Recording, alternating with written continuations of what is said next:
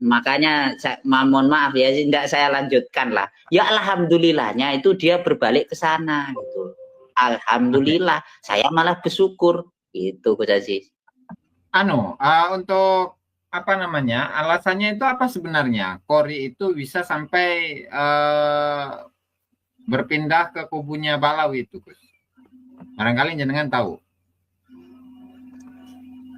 Kalau perpindahannya, saya kira itu sesuai lagu saya itu. Gimana gimana itu? Nah, kalau lagu saya itu kan Kori itu sebelum pindah itu kan begini. Biar tidak gagal paham, harap tonton sampai selesai. Kan perkenalan begitu ya. Monggo, silakan. Gus Alkemi. Ya, assalamualaikum warahmatullahi wabarakatuh. Pertama saya bukan Gus ya. Kalau Gus Aziz memang Gus karena di channelnya namanya Gus kan jelas itu. Kalau saya kan tidak ada Gusnya, jadi bukan Gus. Ngajar ngaji juga jadi bukan Gus ya. Lebih tepatnya Al Habib kan begitu. Oh iya, siap. Habib Alkemi saja berarti ya. Oke. Iya, tapi begini sebenarnya. Terus terang tadi itu, saya itu sudah enggak tahu awalnya itu. Tiba-tiba buat thumbnail kayak gini nih, gimana ceritanya kok tiba-tiba kayak gini? Karena begini, Bib Alkemi. Saya ini kan beberapa waktu yang lalu kan menyimak satu video antum itu yang di TikTok itu direkam layar oleh teman-teman yang kemudian di-upload di YouTube. Nah, kemudian saya pun minta kepada antum untuk mengirimkan manuskripnya itu, manuskrip pembatalan nasabah Alawi yang disusun oleh Habib Oktifa Qori Al-Banggali gitu kan. Kemudian kita ulas tuh dari A sampai Z lah dengan ringkas. Tapi teman-teman itu banyak yang meminta agar langsung live dengan muhakiknya begitu. Nah, sehingga saya berinisiatif ya untuk mengundang antum sebagai narasumber di sini agar lebih jelas bagaimana sebenarnya runtutan bagaimana Habib Al-Qori itu mendukung Kiai Imad, kemudian menyusun sebuah manuskrip pembatalan nasabah Alawi, lalu kemudian sekarang itu berpindah 180 derajat kepada kubunya Ba'lawi. Nah, ini gimana sebenarnya, kita ingin tahu runtutannya itu, Beb. Terus juga isi dari manuskrip itu menurut pandangan antum itu bagaimana, nantilah satu persatu pelan-pelan gitu, Beb. Iya, jadi sebenarnya kan begini, kalau itu apa yang ditulis Qori yang disebut tesis itu sebenarnya bukan manuskrip ya. Kalau manuskrip itu kan kuno berarti. Paling tidak 50 tahun lah ya. Kalau disebut manuskrip ya sebenarnya kurang tepat juga gitu. Apalagi kalau dari sisi kelayakan tentu tidak layak ya. Kalau itu juga disebut tesis juga nggak layak ya. Itulah kenapa memang saya itu awalnya itu memang kan dipasrahi ya sebagai editornya Qori itu waktu itu. Akan tetapi saya pertimbangkan, saya baca.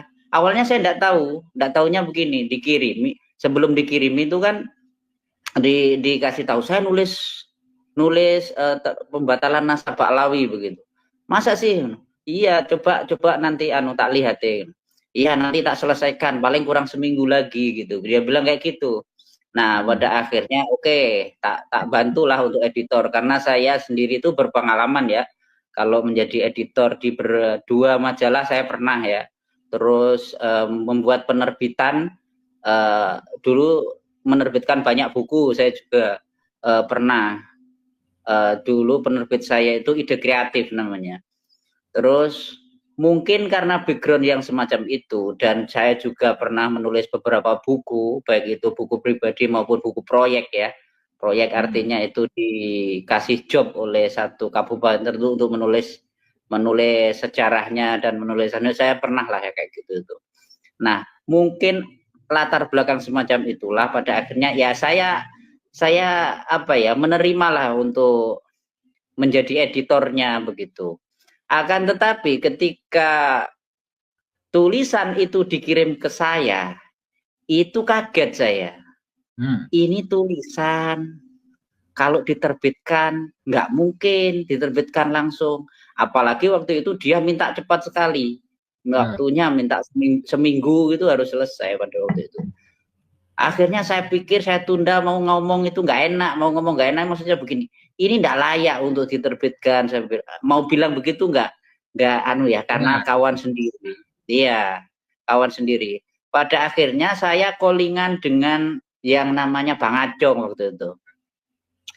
Untuk dari segi ketikan itu juga ngawur, artinya ngawur spasi, terus penggunaan huruf kapital, titik, koma, dan sebagainya itu nggak jelas. Mana induk kalimat, mana anak kalimat itu juga nggak jelas. Strukturnya pokoknya nggak ada, struktur penulisan itu nggak ada di situ tuh.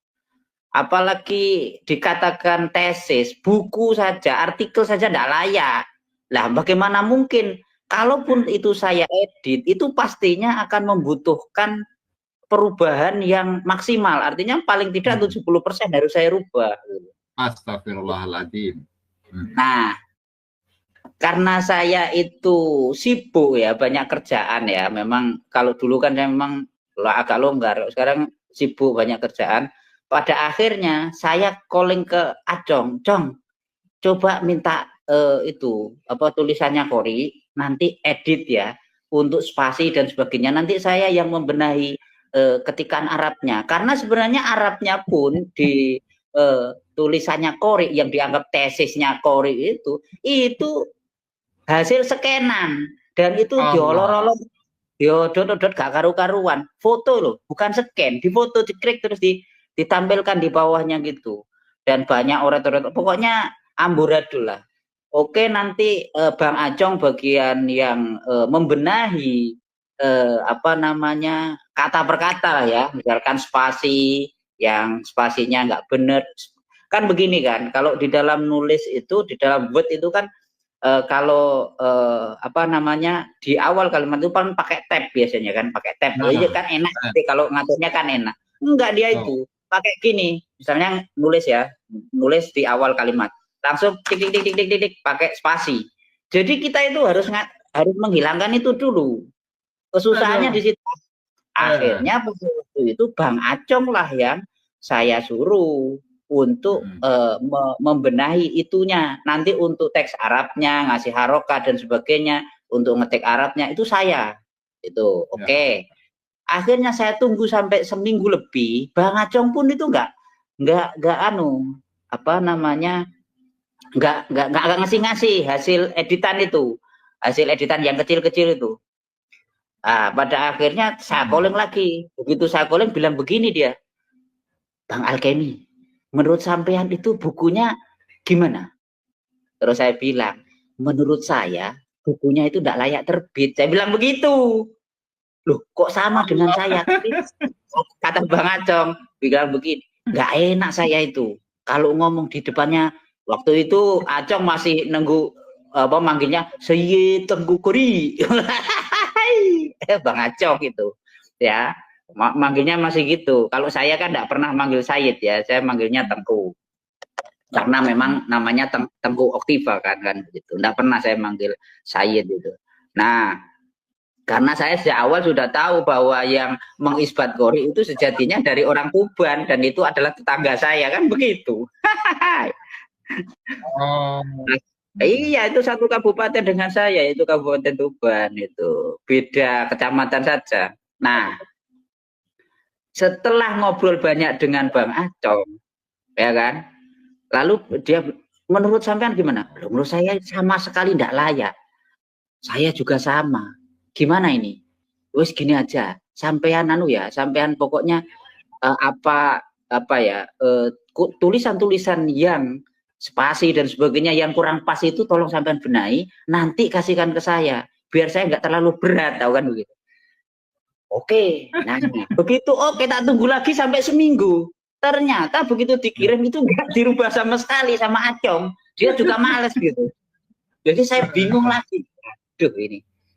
Padahal itu saya sudah beberapa halaman ya mengedit dari tulisannya Kori ini. beberapa halaman. Nah, akhirnya Kori calling. Ini sebelum berpindah ya seminggu. Ini behind the scene ya sebelum berpindah. Jadi akhirnya Kori itu calling saya. Gimana kok belum selesai kan begitu. Oh iya, mohon maaf Kori, aku lagi sibuk kan begitu. Lagi sibuk. Terus ini perlu pembenahan banyak, ini karena harus ngetik Arabnya juga. Sampean kan nggak mau ngetik Arab, sampean pakai foto-foto. Iya nggak apa-apa katanya begitu. Terus dia ya pokoknya isinya rasan-rasan konco lah, biar bagaimana itu bukunya Hasan gitu. Ini Hasan no comment aku. Terus lah nih buku saya itu keunggulannya di mana? Dia tanya begitu. Wah ini masuk ini aku kan begitu. Jadi begini, kalau untuk kelayakan itu memang harus perlu edit banyak ini kan begitu. Harus diedit lama, jangan sampai ini kan buku pertama sampean. Nah, ini alasan saya sebenarnya untuk mengulur-ngulur waktu gitu. Jadi harus diedit sedemikian rupa, apalagi ini adalah masterpiece, buku pertama Anda. Ini harus keluar dengan bagus. Pertama harus hardcover nanti ya. Terus covernya juga harus bagus ya kan. Nggak kertasnya kita pakai yang kuning itu yang standar untuk penerbitan kan begitu. Lah terus keunggulannya di mana punya saya? Keunggulannya itu ada punya sampean itu. Kalau Kiai Imad itu penulisannya itu hanya di materi, tapi materi dalam artian misalkan Ahmad bin Isa dan sebagainya ya kan.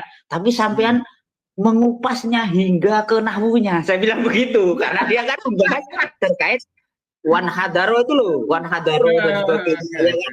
Ada wau atau wau istiqnaf dan sebagainya kan. Yes, tak buat alasan itu bagus Teguh itu belum ada yang membahasnya, saya bilang begitu. Nah, pada akhirnya oke, kalau gitu ya tolong diselesaikan. Oke. Nah, saya tunda-tunda gitu. Nah, itu bisa dilihat itu. Nah, pertama ketika nggak tak garap-garap, memang saya wegah garapnya itu.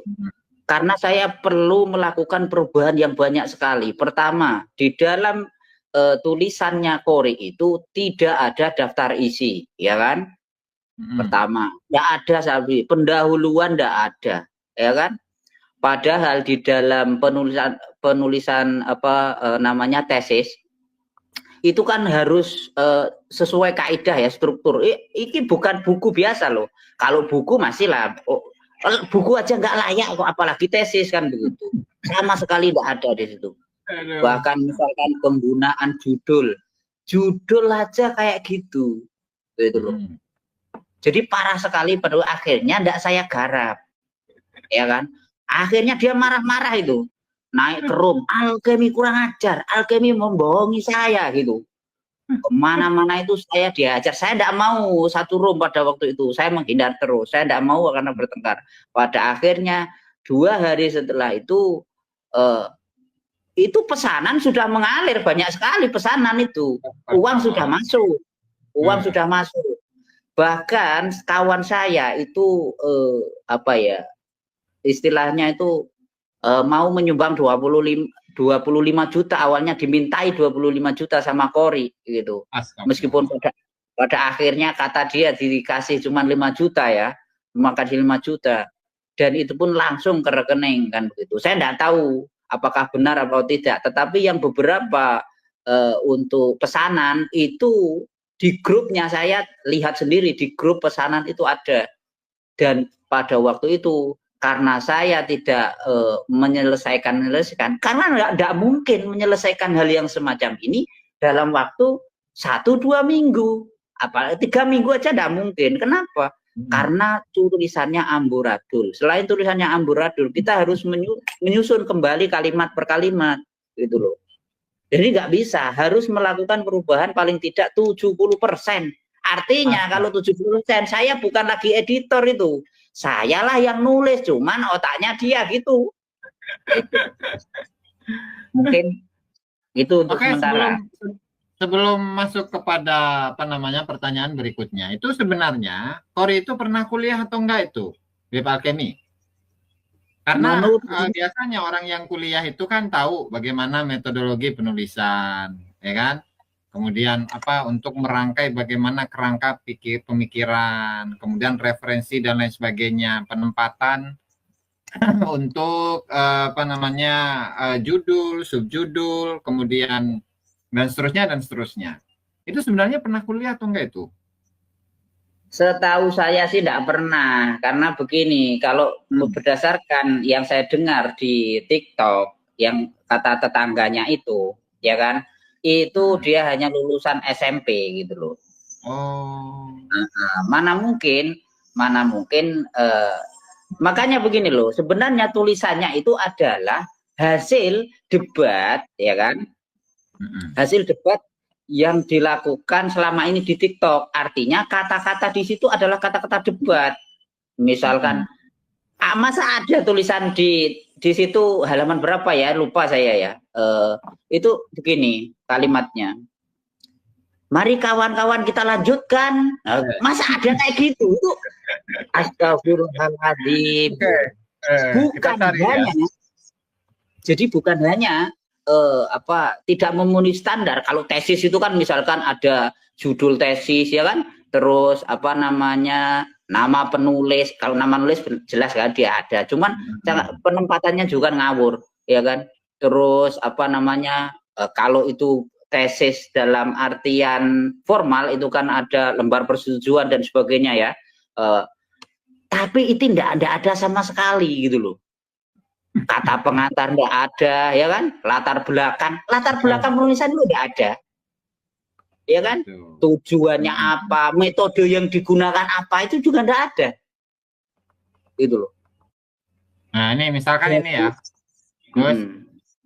Ya. Sekarang marilah kita melanjutkan untuk memeriksa kitab yang dijadikan referensi mereka Bani Ba'lawi untuk meyakinkan kaum muslimin bahwa nasab mereka paling sahih sebagai keturunan Nabi Muhammad Sallallahu Alaihi Wasallam. Iya, masa kayak gini layak, ya kan? Allah. Kalau tesis itu, kalau misalkan ada pendahuluan, latar belakang kan begitu, harus diuraikan dulu pentingnya penelitian ini apa, ya kan? Terus masalah yang akan diselesaikan itu apa, ya kan? Rumusan masalah atau pertanyaan itu kan harus jelas, ya kan? Batasan masalah aja nggak jelas itu. Mohon maaf ya, di dalam tulisannya Kori ini, ya, ini batasan masalah nggak ada ini. Kalau Kiai Imad ada, dia pembahasannya tidak melebar dari Ahmad bin Isa, tidak melebar dari itu, gitu loh. Ya kan, tapi dia enggak kemana-mana, dan itu pun diulang-ulang dari paragraf 1 di copy paste lagi paragraf 1. Ya Allah Gusti, bagaimana mungkin gitu loh. Lah gini kok, mohon maaf ya, gini kok disebut tesis apaan gitu loh. Untuk katakanlah ini artikel aja nggak nganu loh ya. Mohon maaf, artikel saja nggak layak loh. Saya itu menerbitkan sudah hampir 25 buku di Ide Kreatif dulu.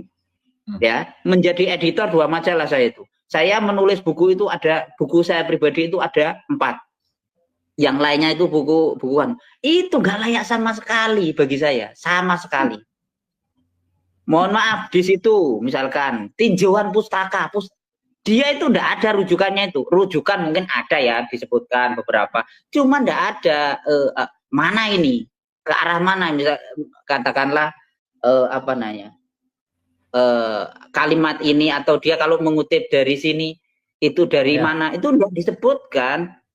Jadi parah sekali gitu.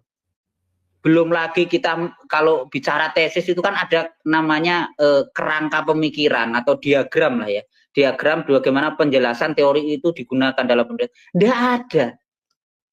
Gitu. Belum lagi kalau kita jangkepi itu ada yang namanya hipotesis, penelitian. Tidak ada. Gimana coba? Masa makanya mohon maaf ya, tidak saya lanjutkan lah. Ya alhamdulillahnya itu dia berbalik ke sana gitu. Alhamdulillah, saya malah bersyukur itu Gus Aziz. Untuk apa namanya, alasannya itu apa sebenarnya? Kori itu bisa sampai berpindah ke kubunya Balawi itu, Gus. Barangkali jenengan tahu. Kalau perpindahannya, saya kira itu sesuai lagu saya itu. Gimana itu? Nah, kalau lagu saya itu kan Kori itu sebelum pindah itu kan begini. Ketika dia menggalang dana untuk penerbitan bukunya, ya kan? Terus dia itu apa namanya juga masuk di petisi pada waktu itu. Masuk di petisi meminta anggota petisi untuk meminta uang transferan, minta bagian. Padahal di petisi itu tidak ada untuk cari cuan, gitu loh. Pada akhirnya dia keluar petisi begini dan begitu, akhirnya wes pokoknya nggak karuan. Itu seminggu 3 atau 2 hari sebelum keluar. Pada akhirnya semuanya diserang. Intinya adalah sebelum apa namanya keluar, dia memberi pernyataan, saya ini sudah berjuang, gitu. Sudah berjuang tapi tidak dianggap. Tidak dianggap. Kiai Imad lebih memilih Gus Fuad Pleret. Ya kan? Terus Gus apa sih itu? Dapat Fortuner. Waduh, wis macam-macam. Saya dapat apa? Padahal ya, Kiai Imad tidak datang di Banten. Saya yang datang di Banten itu. Saya juga datang ya ke Banten loh. Ya, paham jenengan datang. Wong, kita ingat, mungkin sampean ingat lah, malam itu saya jenengan Gus Hanif, ya kan? Terus sebelum debat itu kan kita teleponan itu, semalaman itu kan. Bagaimana merancang besok kan gitu. Artinya apa? Ya tujuannya memang sejak awal pertama cari panggung, kalau saya melihat. Cari panggung. Ketika Kiai Imad melarang untuk melanjutkan, dia kan maksa untuk mewakili, ya kan? Akhirnya ya Kiai Imad berarti apa? Dia mencari panggung memang di situ. Ya, karena cari panggung, terus setelah itu jobnya ndak ada, ya kan? Yang keliling itu Kiai Imad, Gus Abbas, Kiai Imad, Gus Abbas, kadang-kadang dengan paling dia 1-2 kali lah, beberapa kali dia itu ikut ya. Nah, itu saya kira itu yang menjadikan dia itu berpindah gitu. Itu menurut saya ya. Tadi kan ini Beb Alkemi, kan sebelum kitab atau buku tersebut itu dicetak, kan sudah beberapa teman-teman yang memesan buku tersebut, dan mungkin sudah terkumpul lah. Itu gimana itu nasibnya itu? Jadi begini, setelah saya itu nggak menggarap, maka dilemparkan ke seorang kawan yang juga diteman di TikTok. Lah di situ digarap, terus sudah jadi 5 atau 10 buku, saya lupa, 5 atau 10 buku. Cuman nggak jadi dibayar karena uangnya masuk ke Kori semua. Nah, dan itu pun kawan yang itu masih punya tanggungan. Nah, masih punya tanggungan ke percetakan itu karena sudah dibelikan kertas dan macam-macam kan begitu. Nah, yang di grup pesanan itu waktu itu kalau tidak salah sudah terkumpul antara 10 sampai 15, ya kan? Yang di grup ya. Terus di grup itu ada puluhan, bahkan mungkin hampir mencapai ratusan orang di grup pesanan buku itu dengan nomor rekening itu. Saya sempat masuk bukan masuk nomor saya ya, kawan saya yang masuk di situ, lalu di screenshotkan, ini loh grupnya gitu. Saya dikeluarkan tapi sudah dikeluarkan dari grup. Oh ya, kamu sudah transfer berapa? Saya transfer 500.000. Mana buktinya? Ini kan. Oh iya iya. Itu banyak itu banyak. Berarti korbannya banyak ya Gus ya? Dan pertanggungjawabannya gimana itu? Pertanggungjawabannya? Nah, ketika saya dimintai untuk mengkoordinir siapa kawan, ada yang telepon ke saya beberapa 3 orang yang memberikan apa ya, mau melaporkan Kori terkait hal ini. Nah, ya kan, karena ini kalau dilaporkan bisa saja itu karena apa namanya tidak sesuai kan begitu. Nah, pada akhirnya saya hanya mendapatkan dua apa namanya dua screen Bapak ya. Hasil transferan itu, yang lainnya saya enggak punya akses ke kawan-kawan yang lain. Nah, mau dilaporkan tapi sampai sekarang memang belum dilaporkan gitu. Enggak Jadi itu berjalan. teman-teman masih Cuman berbaik hati itu ya. Ya, lanjut. Cuman gini, dia itu di room ketika ayo habis berapa memang? Tak kembalikan sekarang gitu gayanya. Tak kembalikan sekarang. Hitung sekarang. Ayo, gitu gayanya kayak gitu. Faktanya dikembalikan nggak? Enggak. Buktinya kawan saya juga tidak dikembalikan kok. Aduh, masalah, la ilaha illallah. Tapi ada ini, Beb. Ada untungnya, Beb.